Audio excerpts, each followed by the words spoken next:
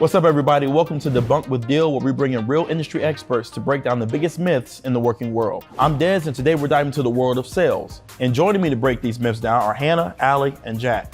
Tell me about your experience, guys. Why sales? I have been in sales for about 4 years now, and I'm currently an inbound SDR. And what really drew me to sales was I just love getting to talk to people all day. What's the SDR? SDR stands for Sales Development Representative. So we are the people actually booking the meetings, getting people in the door to speak with our account executives. Got you. I have been in sales for over 6 years now. I'm an account manager. Ended up in sales kind of by accident. Probably a lot of sales reps have. I have a PR background.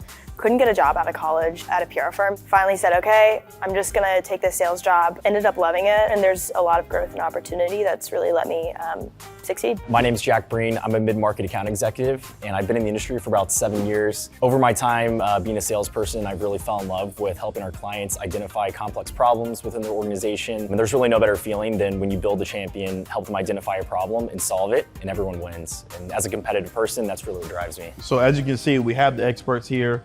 Let's get into these myths, break some of them, see what's true, what's false. First misconception, sales is just convincing people to buy stuff they don't need. Thoughts? Yeah, I think that's a common misconception, right? Sales can be viewed as transactional in nature, right? Like at the core of it, that's what we're doing. But I think when you get to the heart of it, to interact, to make the connection with the client, you have to build value. So ultimately, we're trying to identify real problems to solve within an organization. A big part of sales is disqualifying an opportunity if we can't actually help them. So I think my mission is identifying if there's a real problem to solve and if we have a solution to actually fix it. Yeah, I would definitely say on the account management side, I sell a product, but I keep them under my name. So I have to deal with repercussions if I oversold something or they're really just not a great fit. So we're not really just trying to sell anything. If you're not a good fit, we're not gonna waste our time either. Yeah, 100% agree with that. Part of my job as an SDR is reaching out to people who have booked a meeting and chatting with them before they actually sit down for a demo, make sure we're not wasting their time, they're not wasting our time, and it's actually a good fit before they even get into the actual product itself. So you brought up real problems. What is that? What does that look like? Yeah, I mean, a business problem can have many different faces. It can be quantifiable, right? There's a dollar value associated with a risk that's being taken. There's a time value. Someone's spending a lot of hours doing manual work. Perhaps there's an inefficiency that's caused issues in payments in the past. So as an account executive, it's my role to identify and pinpoint on these issues with the client, identifying what the value driver could be with us. What's the ROI gonna be? Is it gonna make sense from a commercial standpoint, operationally? Is the technology gonna be a good fit? So I think aligning on all those different criteria, that's really the core of what we're trying to do from a sales perspective. Sales is a solo sport. Definitely not, especially at Deel. So for example, I have an opportunity right now with a client. There are over 50 Deel people in our internal Slack channel. So we have customer success involved, onboarding, legal, HR, all of these people to assure the client that we know what we're selling, and also we're going to smooth the transition from the sell to the onboarding there. So there's so many people involved, it's far from a solo sport. Got you. What's that process like of kind of working within those tunnels of putting it all together, I guess? I would say, SDR sets you up, schedules that meeting. They then move to a new business rep. And then once they sell a product to new business, they move over to account management. And from there, we just continue to upsell and cross-sell into different products. Once they're an existing client at Deel, we work with the customer success manager and the account manager. So we're two peas in a pod. So we really just try to understand the client holistically and really be their consultant. Depending on what product they're interested in moving forward with, we'll grab different teams. So if they have a lot of legal red lines on the agreement, we love the legal team there. Onboarding, if we see a potential complex onboarding coming in the future, because there's a lot of people, we make sure to include onboarding early on. Even C-suite's really involved from the beginning. I don't think I've ever heard anyone say they love the legal team out the gate, so I know you meant that. So yeah. If the product is good, it should sell itself. What's your thoughts? Allie, I wish, right? I wish. As a salesperson, you obviously want to sell a premium solution, and we're lucky enough to work at a company where we do. But I think it all goes back to the point I made earlier. Unless you're solving real world problems for your clients, they're not going to sign a contract, right? I mean, this is a massive expenditure for a client, for a business. There's an economic impact, and unless you're solving a problem and tying that to a real world solution, it doesn't matter how good the product is, they're not going to move forward with it. It would be great to always have the product just sell itself, but there's a lot of other factors. It could actually be a great fit for them, but what if they don't have the budget for something like that? Or what if they don't have the people or time to implement something like that? So those are kind of outside factors that you have to consider and really nip in the bud at the beginning of the conversation. Yeah, and that's what I try to do during my calls is ask the questions and then listen and figure out what their problems are. So that way, like they said, we can lead them to the best solution for them. Sales is all about being extroverted. I consider myself an extrovert, right? Doesn't mean I'm gonna be good at sales, I don't think, but you tell me. I mean, let me ask you this. When you think of an extrovert, do you think of them being a talker or a listener?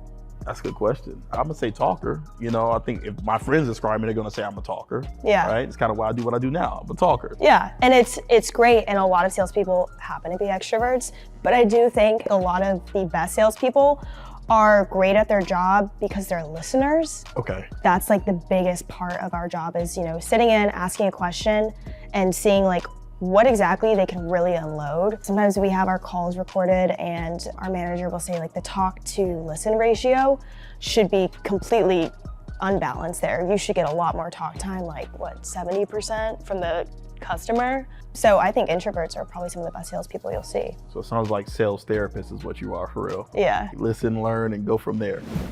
Salespeople are pushy. Yeah, I think to her point about active listening, a great salesperson is always going to try and put themselves in the position of their client to understand their pain, to try and feel the pain. And then when their client is providing them with feedback, you actually listen, right? I think one of the big problems we can face in this industry is trying to push your agenda. You have your talk tracks, you're walking through your demo, you want to hit your marks, but excellent salespeople are able to kind of step back, give themselves that perspective, and truly understand what the client is trying to accomplish and provide a solution that's going to meet their needs and meet the client where they stand. If you're able to kind of remove yourself and be objective in the situation, you know, that's the quality of a quality salesperson. You all kind of feel the same way on that? Yeah, really being like consultative is going to be key there. So while I might get excited and like think, oh my gosh, this actually is a really great fit, and I like really want to close a deal quickly, you can't. You know, you really have to work with the customer over time and better understand their business, their needs, and, you know, make sure the solution really fits those specific needs. So consultation is really the key word there. Yeah, completely agree. I mean, I feel like something you always hear in regards to sale is like ABC, always be closing. But I think a good salesman isn't focused on the close, they're focused on building relationships. And that's how you build that trust and end up at the close at the end of the day. Sales is easy money, right? So I think basically on what you were saying, you would be a thought of, oh yeah, sales is easy money. I can do this all day. But I wouldn't say it's easy money by any means. I think people have no idea the amount of effort that can go into a typical deal, especially when you get into enterprise deals. Those can end up over years building out that relationship and that deal. Of course, there are those easy closes where you have a demo and that very day it closes, but I wouldn't say it's easy money by any means. When I look back on some of my most rewarding wins over the years, they were long, arduous sales cycles. You know, to your point, you put in so much research into understanding what the business accomplishes, what their objectives are, and then moving through the sales cycle in order to identify the value drivers. And then of course, we have external factors that affect our quotas. You know, the economic portfolio can affect whether or not people want to buy within a given time period. And then there are buying seasons, especially for different products. Like you may only be able to implement at the start of the year, right? So the stars really have to align, especially in a large enterprise sales cycle in order to get the close. How much do you feel like the stars actually align, right? How much does it actually work? I was like, wow, that was easy. Like 10%, where like you get on a call, they say, I want to buy, I know your product already, like let's get things going. I have a deal I've been working on for over 8 months, starting from me meeting the client, understanding their actual business, and really just waiting for somebody to come through and break the ice that wanted to really start a massive evaluation. So it's a lot of patience there. Is it nice when the stars align like that? Absolutely, and I will always cheer on everybody if that happens to them because good karma comes around. But yeah, it's definitely, the money makes it worth it when you do work on something that long. Yeah, absolutely. It kind of, again, works into the next one. Sales is just following a script. I think there's a lot of emotional intelligence that has to be used when you are speaking to somebody. So again, understanding their specific needs, and also leading back to like your previous questions, you can't be pushy here, you know? That consultative approach is gonna be your best friend. Yeah, and I think when you follow a script, clients can feel that, right? Like the conversation just seems robotic. So when you can really step out of that perspective and just be a human, hear what they're saying, listen to them, provide feedback that's in accordance with the problems they're facing, you know, again, you form that real connection, the bond that will drive you through an entire sales cycle.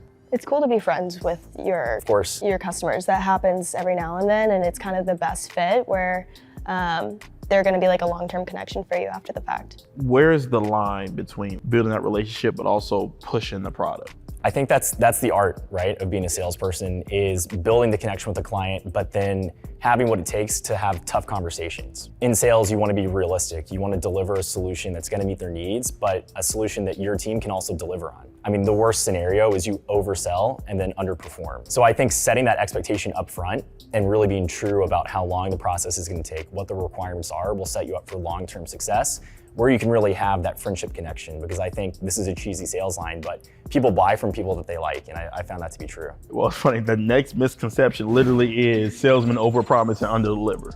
On the account management side, especially, again, they're my client, I sell them, and then they still stay as my client.